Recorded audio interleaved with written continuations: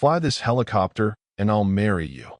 The words slipped out of Daniel Hart's mouth with the same disdain he saved for garbage on the sidewalk. The 38-year-old CEO of Hart Aviation looked down at the shabby-looking black woman who had volunteered to pilot his corporate helicopter. It was Monday morning at the high-rise helipad in Seattle, and Daniel urgently needed to get to Portland to close a $60 million deal. His private pilot had bailed at the last minute due to a medical emergency, and all the substitutes in the city were unavailable. Ava Coleman, 34, was only there because she had come up to the rooftop looking for a quiet spot to eat the sandwich she had picked up at the shelter. Her clothes were an odd mix of cast-offs, a faded utility jacket over a ripped shirt, and stained trousers. Her tightly coiled hair was untidy, and her weary face completed the look of someone society had overlooked. "Sir, I can fly this helicopter," Ava had said with a composure that belied her appearance. Her voice was steady, with neither deference nor desperation, just a plain statement of fact. Daniel's two assistants broke into harsh laughter. "You probably don't even know how to drive a car properly," sneered one of them, straightening his tie. "How about you go hunt for some spare change in the fountain down there?" Daniel folded his arms, his glossy shoes tapping impatiently on the concrete. People like Ava were invisible to him, urban obstacles that occasionally got in his carefully curated path. "Look, I don't know what kind of fantasy you're living," Daniel said, his voice dripping with venom. "But this is an $8 million helicopter, not a video game. You should be looking for a job or, I'm not sure, taking a shower." Ava kept her eyes locked on the aircraft, no anger showing, just an unsettling calm. "I can fly," she repeated, as though she hadn't registered the insults. The scenario was ridiculous. Daniel was desperate. The contract in Portland couldn't wait, and traffic would make it unfeasible to get there on time. But accept help from a homeless woman? The idea was ludicrous, borderline insulting. "You know what?" Daniel smiled coldly, deciding to entertain himself with the situation. "If you can get this helicopter off the ground and deliver me to Portland in one piece, I'll marry you. How about it? Let's see if your confidence is real." The assistants laughed harder. The offer was so outlandish that Daniel believed there was no chance of risk. It was just a sadistic way to degrade her before summoning security. Ava gave a single nod, without smiling, expressionless. "I agree," she said simply, heading for the helicopter. For a second, Daniel felt a strange chill he couldn't explain. There was something about Ava's stance, the way she approached the aircraft, that didn't align with the image of a desperate homeless woman. When she pulled open the cockpit door and slid into the pilot's seat as if it were her second home, Daniel realized he might have underestimated her. Her hands settled on the controls with an ease that turned his stomach. "She's really going to try to fly," one assistant murmured, suddenly unsure. The helicopter's engine came alive with a roar, with an exactness that hushed everyone on the roof. Ava hadn't paused for even a heartbeat when starting the machine. Every motion was smooth, instinctive, expert. Daniel looked at the woman he had ridiculed moments earlier, now commanding a machine worth more than most homes. Something in her eyes, something he had missed beneath his bias and pride, burned with an intensity that forced a hard truth on him. He had no clue who this woman truly was. Before we go further, tell us in the comments where you're tuning in from. We'd love to hear it, and remember to tap subscribe so you don't miss our next stories. The helicopter rises cleanly, nose steady through the wet morning air. No lunges, no wobble, just calm control. Daniel watches the city fall away and loses the grin he started with. He keeps his voice level, but it carries the edge of disbelief. "Where did you learn to do this?" Ava doesn't look over. Eyes to instruments, scan to horizon, back to the panel. "Places a person like you never needs to know," she says, even, not unkind, just finished with explanations. He taps his earpiece and calls the deck. "Run everything on her, full name, history, whatever you can pull. And tighten building security. No more wanderers on my roof." Ava hears it. Her hands don't change. At 34, she has seen tempers and storms with sharper teeth than this one. What Daniel doesn't know is that Ava has watched his schedule for months. She knew about Portland, the timing, the helipad. She wasn't on that roof by accident. She was waiting for a door he would open himself. 3 years earlier, she wasn't sleeping in shelters. She was Captain Ava Coleman, lead pilot on Washington State emergency transports, night flights, rescue hovers, patient runs no one else would take. Her record was clean. Her reputation, spotless. Until one night it wasn't. A crash on the interstate. 2 calls at once. A child, 8 years old, losing blood fast. And a VIP with minor injuries. Daniel Hart, impatient on a phone. Protocol put the child first. Ava followed protocol. Daniel shouted, threatened, demanded. Ava held the line. 2 weeks later, allegations appeared that didn't exist the day before. Her license went into review. Her badge was collected. The job stopped calling. And when the money ran out, so did the patients at home. She lost more than a career. A bump in the fog. A flicker on the caution panel. Ava catches it before it can become a problem. Cross-check, verify, compensate. The rotor tone settles again. Daniel notices the steadiness, not the skill that held it there. He leans forward, trying for casual. You do this often? Only when it matters, she answers. They break through the low lid of cloud and take the coastal corridor south. The water looks like slate. The flight looks like it belongs to her. Portland's tower clears them. Descent begins. Collective eases down. She turns them into the wind with a touch that draws a line you can't see, only feel. Skids kiss concrete. No bounce. No overcorrection. It's the kind of landing you pay for and then talk about going home.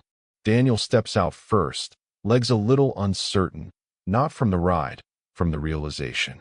The person he tried to turn into a punchline just flew him better than most of the pilots on his payroll. Ava powers down, then steps onto the pad. For the first time since takeoff, they look each other in the eye. A promise was made, she says, calm as the moment before lift. He scoffs, reaching for the old posture. Don't be ridiculous. It was a joke. She takes a small recorder from her pocket. Click. Jokes don't usually come with witnesses, audio, and timestamps. He feels the trap close, but can't yet see the edges of it. Inside the building, Daniel signs papers, shakes hands, pretends nothing has shifted. At the same time, in Seattle, background searches stall. It's odd, his assistant reports. Before 2022, she barely exists in the system. Daniel tells them to keep digging. Back on the rooftop hours later, Ava isn't polishing the aircraft. She's documenting it. Serial plates, inspection stamps, service tags. Every detail that tells a story most executives never read. Her phone buzzes. A message, files ready. 8 p.m. usual place. Ava sits across from Lena Park, once an investigator on a medical ethics board, let go after asking the wrong questions. Lena slides a folder over. Bank transfers. Emails. Call recordings. It's all there. He didn't just push you out. He paid people to make it stick. Ava scans wire amounts, dates, the way lies leave numbers behind them. There's more, Lena says, opening a second envelope. Maintenance. The helicopter you flew this morning? Overdue. Certificates forged. If anything had gone wrong, it was set to be your fault. Ava thinks back to the flicker on the panel, the tiny quiver she caught before it could grow teeth. So it wasn't just laughter, she says quietly. It was a setup. Designed to make you disappear, Lena replies. But it didn't. The next steps are not improvisation. They've been scripted for months. Copies of the recording and the documents route to federal desks and a journalist who doesn't scare easily. Morning comes fast. Daniel wakes to missed calls and a taste in his mouth he can't name. Downstairs, cameras wait. Up the street, a SAT truck points a dish at the sky. His phone rings again. They're asking about attempted endangerment and forged safety sign-offs, his assistant says. Also, an old case about a child you were prioritized over. They have tapes. He turns on the news. On screen, two photos, his, confident and lit. Hers, in flight gear. Medals he didn't know she owned catching sunlight. A lower third reads, CEO under investigation after homeless pilot flies him safely. Sources allege prior retaliation. He calls legal.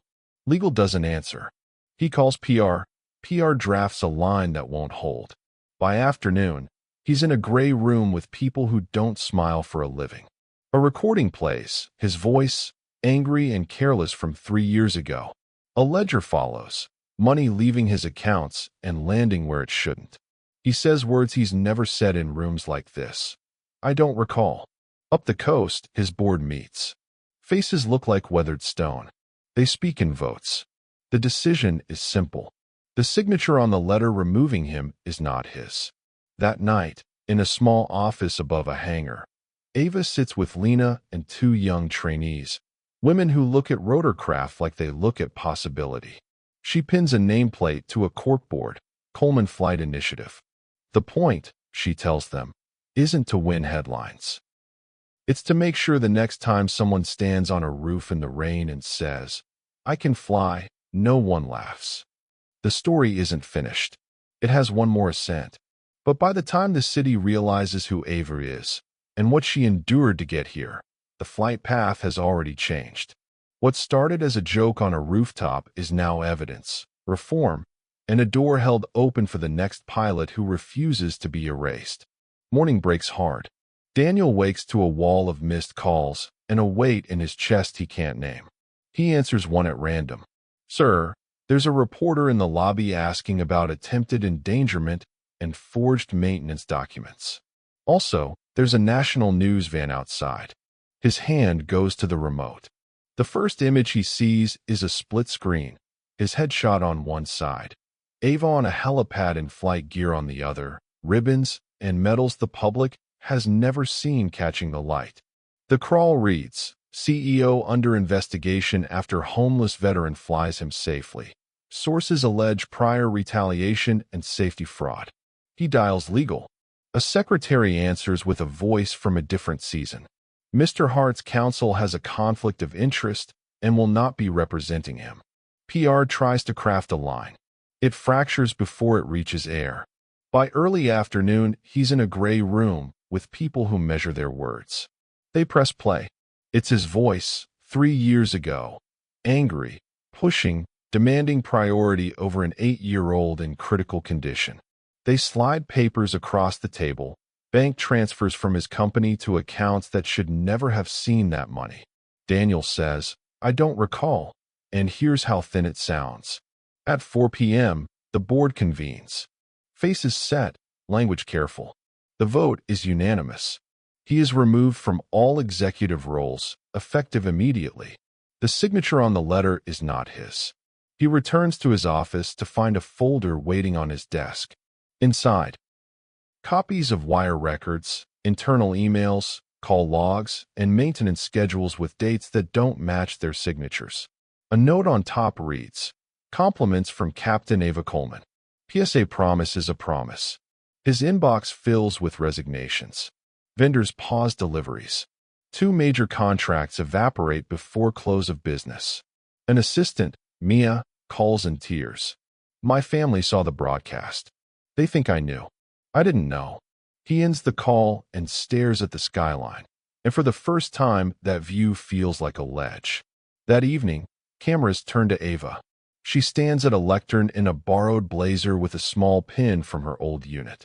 Captain Coleman, a reporter asks, how do you feel knowing the aircraft you flew was overdue and you were mocked before you saved his life? Ava answers with the same calm she carried on the roof. I'm grateful no one was hurt. My focus now is making sure no crew member is punished for following protocol and no passenger is put at risk to pad a balance sheet. Her phone rings later. Unknown number. She answers. Daniel's voice is smaller than the building he built. What do you want? Ava doesn't raise hers. For the next pilot who stands on a roof and says, I can fly, to be treated like a professional. And for the people who took shortcuts to face the consequences. You planned this. he says. I plan justice, she replies. That's different. Weeks compress into headlines. Investigators widen the circle. Technicians come forward. The maintenance shop that stamps certificates without inspection signs sworn statements. An ethics officer admits to a payoff. The pattern is no longer a rumor. It's a record. 6 months later, the same city feels different. Ava walks through a hangar with 2 trainees at her shoulder. The sign over the door reads Coleman Flight Initiative. Scholarships on the wall. Simulator bays humming. A corkboard with photos of first solos and grinning families. She pauses by a checklist laminated from the procedures she would not betray. You will be told to hurry, she says to the class. Don't. Do it right. A network evening show runs a feature. She sits under soft lights in a simple suit, hands folded. Do you consider what happened revenge? The anchor asks. Revenge is leaving someone in the dark, Ava says. Accountability is turning on the light and fixing what you see.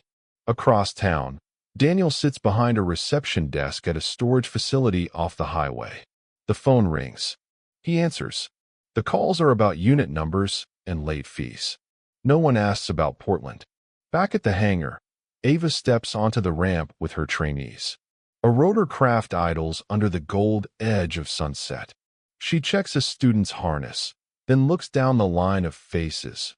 Older, younger, some who were told this world wasn't for them. When someone tries to make you small, she tells them, they're showing you their limits, not yours. Remember what you know. Do the work. Lift together. The camera holds as the aircraft leaves the ground. It rises cleanly, nose steady, the city turning to pattern below. The joke that started on a rooftop became a record that could not be ignored, and a door that will not close behind her. The flight goes on. The lesson does, too. The headlines don't cool. Regulators file notices. Investigators widen the net. 2 technicians sign cooperation deals. An ethics officer pleads out. The aviation authority suspends certificates tied to falsified sign-offs. Civil suits stack like folders on a steel desk. Daniel negotiates, then yields. He signs a settlement that includes a public apology, restitution to affected crews, and a permanent bar from serving as an officer or director in aviation. The condo goes. The cars go. Statements from former allies get shorter, then stop. A family name weighs in. Richard Hart, Daniel's father, releases a line that sounds like a door closing. Our family will cooperate fully. We do not condone shortcuts that put lives at risk. It reads like disowning without the word. Ava's phone fills with something different. Messages from flight medics she once ferried. From trainees who never thought a hangar would have a place for them. From parents who watched the news and heard a word they haven't trusted in a while. Integrity. Primetime calls. Ava agrees to 1 interview. No stagecraft, just questions and time to answer them. She wears a simple suit and a small pin from her unit. Do you feel vindicated? The anchor asks. I feel relieved no one else has to carry what I carried, she says. And I feel responsible to make that true for the next person. Back at the hangar, a child's voice cuts through the hum of a compressor. Auntie, are you going on TV today? It's Maya, her 9-year-old niece, visiting with Ava's sister for the first time since the worst year. Ava smiles. Yes, then I'm coming right back here. Contracts move. A regional hospital system shifts its air transport training to the Coleman Flight Initiative. A coastal search and rescue outfit donates a simulator. The scholarship wall adds new names that wouldn't have been there without the storm. Across town, Daniel sits behind a laminate counter under buzzing lights, scanning barcodes on storage keys. The phone rings about unit numbers and access codes. He answers. No one asks about Portland. Months later, the last case resolves. A judge reads conditions. A clerk stamps pages. On the steps outside, cameras wait for statements. Daniel says little. Ava says less. She thanks the investigators who did their jobs and the crews who spoke up, then returns to the place that matters to her, the classroom off the hangar floor. She stands by a whiteboard with a checklist taped to the edge, the same one she wouldn't compromise when it cost her everything. When someone tries to reduce you, she tells a row of trainees, they're showing you their limits, not yours. You don't answer with noise. You answer with work. You answer with safety. You answer with flight. The camera holds on faces listening. Older, younger, some who were told no. Out on the ramp, rotor wash lifts dust in a soft ring. A student straps in for a first hover, hands shaking a little until they don't. The skids unweight. The aircraft settles into its own balance. What began as a cheap bet on a wet roof became a record no one could ignore, and a path others can follow. Ava didn't set out to win an argument. She set out to change what happens next. And as the helicopter rises cleanly above the bay, you can see the answer she chose. Not to shout down a lie, but to build a truth that keeps flying. A year out, the city remembers the bet, but for a different reason. The company name on the hangar has changed. Coleman Aviation Services sits in block letters over a line of rotorcraft that didn't used to park here. The settlement that forced an apology became seed capital. The Portland Medical Transport contract, the one Daniel flew toward, now carries Ava's signature, along with two larger regional agreements that followed when hospitals chose safety they could verify over promises they couldn't. Inside, a glass-walled office faces the ramp. Ava signs training grants, reviews scholarship lists, and walks the floor as instructors debrief first solos. The Coleman Flight Initiative is no longer a plan on a corkboard. It's a pipeline with names, hours, and futures attached. Across town, Daniel clocks in at a veterinary clinic off a busy arterial. He answers phones, schedules appointments, wipes counters when the lobby clears. The television in the waiting room occasionally runs a clip of a helicopter over the bay. He doesn't look up when it does. At home, Ava's family sits closer than they did in the hard year. Her sister sets a plate on the table. Her niece Maya taps a pencil against a notebook covered in stickers. "Auntie, are you going on TV today?" "Yes," Ava says, half smiling. Then right back to the hangar. The interview is spare and careful. No spectacle. "People call this revenge," the host says. "What do you call it?" "Work," Ava answers. "And a promise kept, to the crews who do it right, and to the passengers who trust them." A ribbon cut on a new simulator bay. A class of mid-career trainees, women and men, pinning wings under harsh fluorescent light and grinning anyway. A maintenance lead holding up an old falsified stamp next to a new audit log that won't let it happen again. Letters arrive from places far beyond the sound. A rural program in the Midwest adopts Ava's checklist curriculum. A coastal rescue unit on the Gulf names a scholarship after the firefighter she lifted into an aircraft years ago. The news cycle moves on, the outcomes don't. Back in the classroom, Ava stands by the same laminated card that cost her everything when she refused to skip a line. When someone tries to shrink you, she tells the room, they're pointing at their own edges. You'll be tempted to answer loud. Answer steady. Answer with the standard. That's how you change more than one flight. Out on the ramp, rotor wash circles the skids of a training aircraft as a student settles the hover. The instructor's hand stays close, but not on the controls. Confidence arrives by inches, then all at once. Success did not erase what happened on a wet roof. It turned it into a marker other people could steer by. The lesson isn't that a joke ended a career. It's that competence, patience, and proof rebuilt one, so others won't have to.